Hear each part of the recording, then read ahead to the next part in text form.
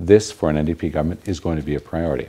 And I'll tell you, Jordan, that it's the first time in my political career I've been in the enviable position of proposing something that's very hard for my opponents to criticize, because they've been promising the same thing for over 30 years. They've just never gotten it done. Going all the way back to Brian Mulroney, who promised a National Childcare plan back in the '84 election, and then right through to Jean Chrétien's numerous iterations of his Red Book, it was always a top-line promise. At the end of 9 years of Mulroney Conservatives, they'd created zero spaces.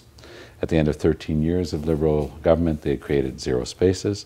And people might have forgotten, but I was able to remind the Prime Minister today that he even promised back in 2006 to create 125,000 spaces, and he has created exactly as many as Brian Mulroney and Jean Chrétien, that is to say, zero. The NDP is making this a priority, and that's why your question is so important today, because it's no longer viewed by people who have understood this as a social proposal, it is an economic proposal as well. So not only does the work done by top-flight economists like Pierre Fortin argue in favor of this, because let's look at a couple of the top line things in his report on the Quebec system.